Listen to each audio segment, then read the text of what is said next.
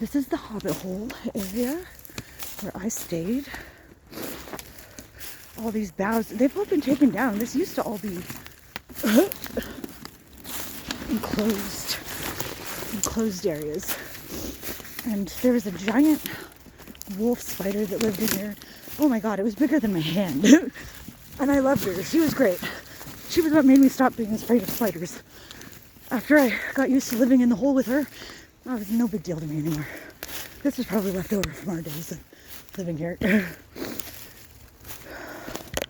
Over here, this little clearing, this was where I camped.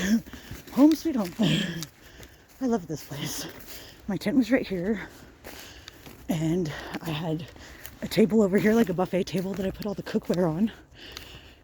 And I had a lot of cookware because everyone would borrow it. Oh, here's the Hobbit Hole. This place is badass. Let me show you this. This is the real Hobbit Hole.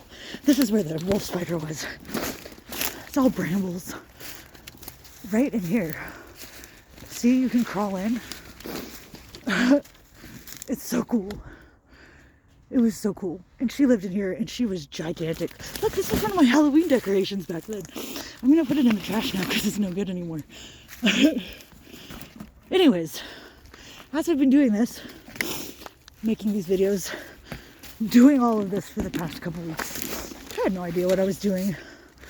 Just knew I was doing something. And the pieces have finally come together. The pieces have finally come together, and I know exactly what I'm doing. I'm showing everyone what it is that I'm doing, what I do with my life day to day, while I'm living on faith in God and the universe. Oh, that was a bat or a bird or something. I scared it. I don't get scared of things like that anymore. I don't care about things that go bump in the night. They're just as scared of me as I am of them. So we'll go back to Orion's site. Like I said, he used to build great shelters. More trash. Put that away. Unfortunately, it is a mess under Bridge 11. It is so bad. It is so bad. They cleaned it up last year. I tried, but the city had to come do it. I'll make sure it gets done this year so they don't have to do it. It's a big pain in the ass to them. They don't have money and resources for it. So yeah, the story of what I do with my life and the story of how I lost my mind. How I lost my mind. Gotta crawl through here. Boy. How I lost my mind, which is a long story. Started when I was a kid, probably. When I was 4 years old, and some pervert called on the phone.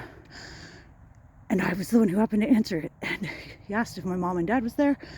And I said no. And then he asked if I was wearing any panties, which was the most disgusting fucking thing that I had ever heard in my life, and made me sick to my stomach, and basically made me want to kill myself. When I was 4 years old, that's what happened. I call it the haunting of the telephone nook. I wrote an essay about it once.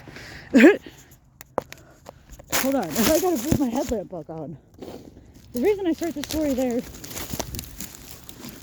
is because I realized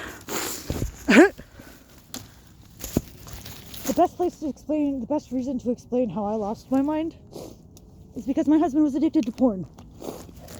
My husband was addicted to porn, and it fucked up my entire life, and it fucked up our entire life, and it fucked up our children's entire lives. And it happens to everyone. Not everyone, it happens to a lot of people.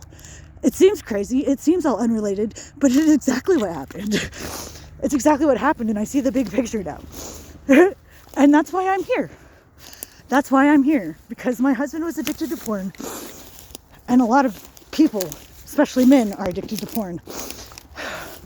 And a lot of women like me who have mental illness, don't have a lot of options to live in our society, except for when it comes down to porn. Women with the daddy's issues, who do all those things that only porn stars will do, yeah, I'm one of those. Or I was, or something like that. But I'm not going that route. I won't go that route with my life. Not because there's anything wrong with it or the women who do it, but because it's not for me, and I'm not gonna.